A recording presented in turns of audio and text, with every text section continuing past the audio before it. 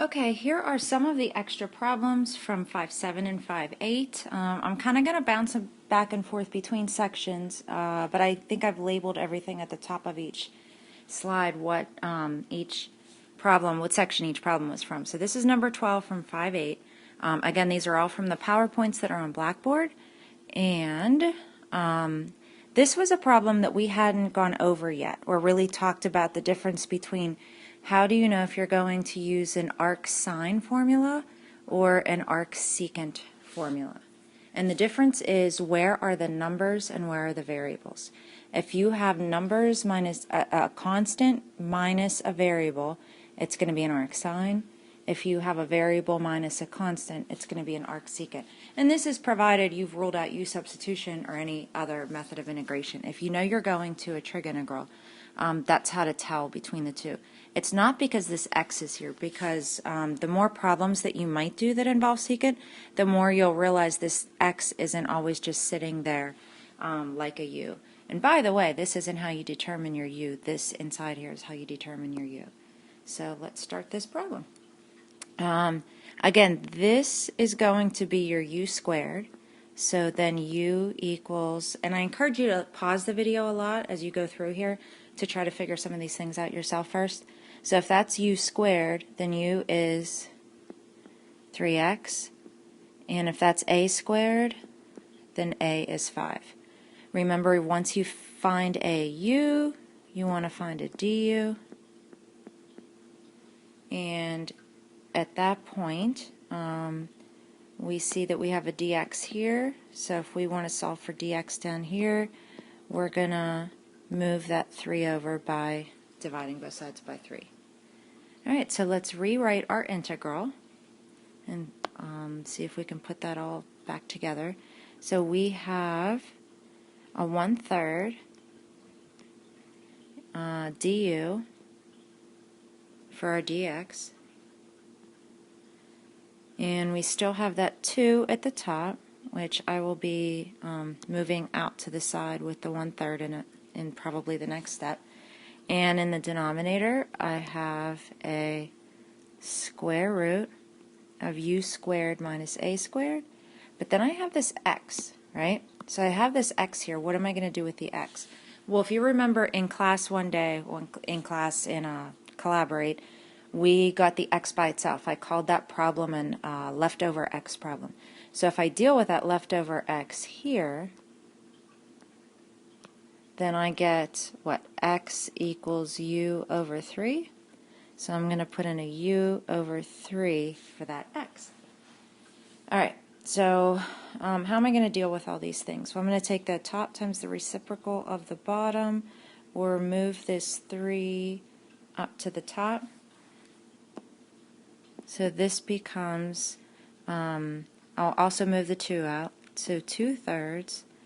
And then times, I'll move that 3 up, 3 du over this, I forgot to put my u there, u times the square root of u squared minus a squared. These 2's happen to cancel, or I'm sorry, these 3's happen to cancel, and I am finally just left with, you can use this formula right here, and you can look on your formula sheet to see what that equals. So this is going to be 2 times 1 over a times arc secant absolute value of u over a plus c, which is 2 times 1 over 5 times arc secant absolute value of u over 5 plus c. And that's your final answer. And you can check this. I did. We could probably go over this in class next week. But if you find the derivative of this function, you will end up with this, the integrand here. Okay, next problem, I'm going to move to the 5.7 PowerPoint. And the directions here say to solve the differential equation.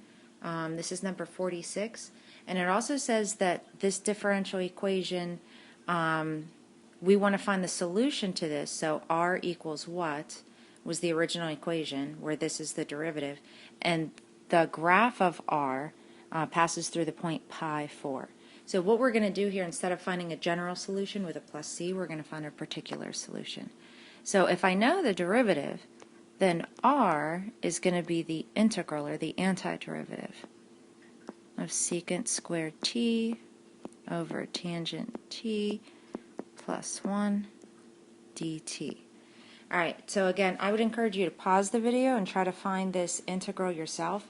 I'm actually going to pause this, work out the problem, and then you can see if we got the same answer, because we've done enough of these without solving for c that I don't really think you need to watch me go through the solution. Okay, so hopefully you were able to get to this point. I put my U-substitution over here and pointed out that this became du and that this became u, used my integration formula. So now what we're going to do is we're going to use this point pi 4. Okay, to use the point pi 4, that means I'm going to plug pi in for t, and I'm going to set this equal to 4. So 4 equals the natural log of the absolute value of tangent of pi plus 1 plus c. So 4 equals the natural log of the tangent of pi. You can get that however you want. I'm thinking of this right out here. The tangent of pi is 0. So that becomes 0 plus 1, or just the natural log of 1. And hopefully we all remember the natural log of 1 is 0. So 4 equals c. Then you just plug that back in for c, and we get r equals the natural log of the tangent of t plus 1 plus c. And that is your answer. Okay, next. Let me see what problem this is. Okay, this was 5-8, number 58. Now you have some formulas.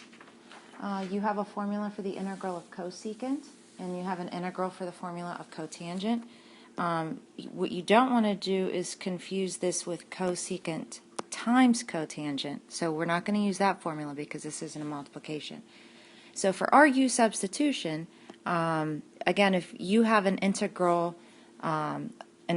formula for the cosecant of u, so that means that u is going to be 2 theta, du is going to be 2 d theta, or 1/2 du equals d theta. So this will get replaced with 1/2 du, and these two will get replaced with u.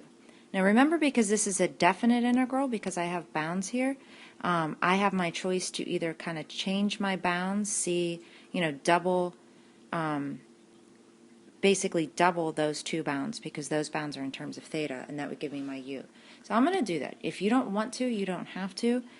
You can go back later and substitute everything in terms of theta back in and use the pi 8ths and the pi 4ths.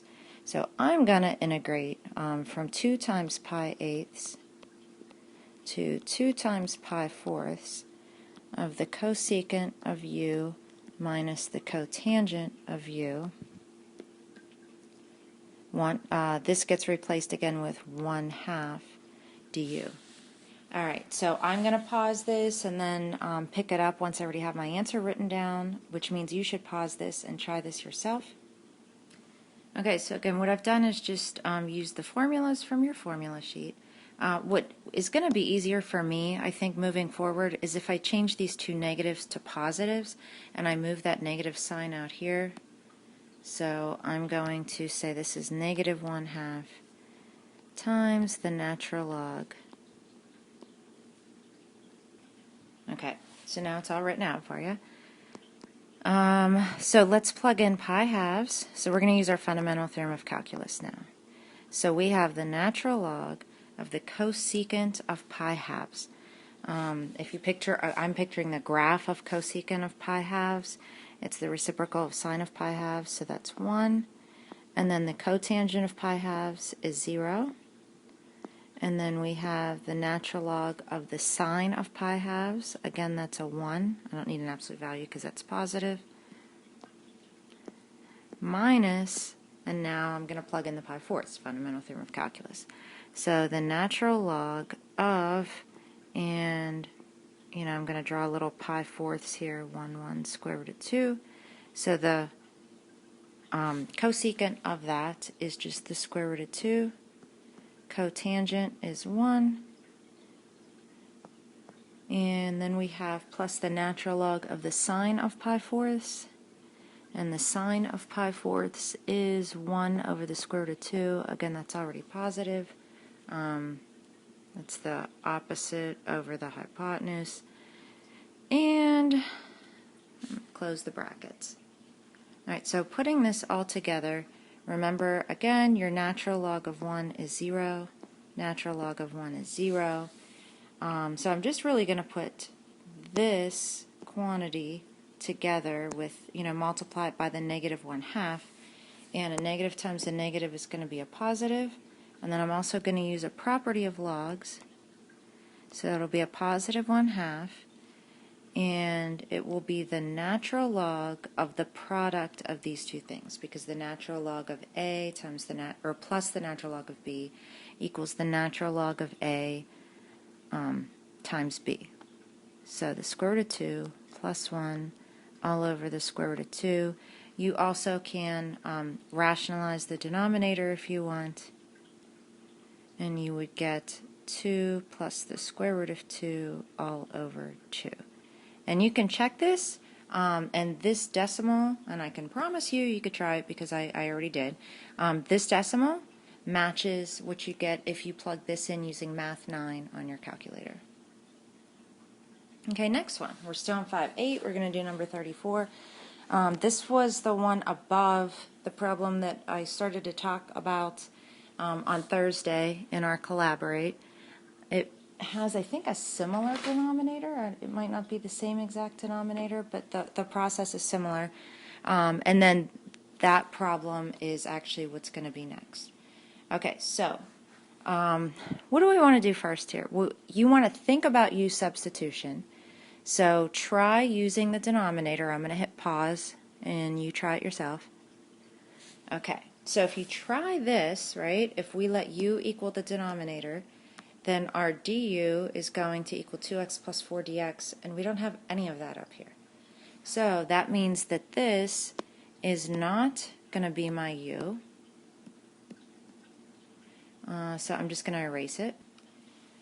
And now I'm going to start over. So the next thing that we might want to try is looking for some alternative formula. And you might not see it now, but you will in a minute, and you'll get used to doing this, is the formula du over u squared plus a squared, which is your arctan. That's actually going to do it for us. Alright, so let's see how. What we're going to do is complete the square. Okay, which means if you remember with completing the square, you take your quadratic term and your linear term, and then you come up with your, I call it sort of the completing the square number, which is half of this number, half of 4 is 2, and then squared. Okay, and this is always going to be a plus. And we also have our plus 13 that's there, and whatever you did down here, you now have to undo, so that we're not actually changing the value. So this gets a little bit longer, right? I mean, as far as needing some more room. But the reason we did that is so now we're going to take this perfect square trinomial and we're going to write it as a quantity squared. So this now is the integral from -2 to 2 of x plus 2 quantity squared, and then you can combine those. That's plus 9. And now hopefully you can see how this is your u squared and this is your a squared. So you go ahead and try to finish this. I'm going to pause and finish it, and we can compare answers. Okay, I thought you might want a little checkpoint before I finish. Your u was just x plus 2 because this is u squared and this is a squared. So here's your u, here's your a. Once you get a u, you get a du. And we've rewritten this, and I decided not to change my bounds this time, so now I'm going to finish the problem. Okay, now you can, check with mine again if you want. Now I'm going to plug in a, plug in u, and I'm also going to put my bounds back in, my -2 to 2, and I'm going to start to evaluate it. Okay, so I'm almost done with the problem. See if you got to the same place. Now the arctangent of 0 with its restricted domain just means what angle had a tangent of 0, and that would be 0. So actually we are looking at our final answer, which is 1/3 arctangent 4/3. And you can also check this on your calculator. You can use Math9 to find the integral, and you can actually evaluate this, and you'll see that they are the same decimal. Okay, last problem. This is where I started to lose some of you in class on Thursday. So let's start to talk through this problem. What we want to do is try here, like we did earlier, try a U-substitution. So maybe U equals the denominator. So if that's the case, then du would be 2x plus 2 dx. But there's a promising part of this problem in that we do have a 2x up here, right? So here's what I'm going to do. I think this is the easiest way to rewrite the problem. I know I kind of scribbled over that, but that's how I'm going to leave it. So let's say that we split this problem up into 2x over the denominator, and then plus a -5 over the denominator. That is definitely a valid mathematical move, right? And what I want to notice is I had a +2 in here, so I want to put a +2 there. But what have I really done? I've now changed the value of this. I've added 2 over this denominator. So I will also have to subtract 2 over this denominator, and now I haven't changed the value any. So hopefully this is a little bit of a better explanation than I gave the other day. Alright, so that means that we are now partially done with this problem. So I can rewrite this piece just as du over u. This is my du, this is my u. So now I have to deal with the part over on the other side. How am I going to deal with that? That's going to be a -7. Well, I'm going to do the complete the square on this.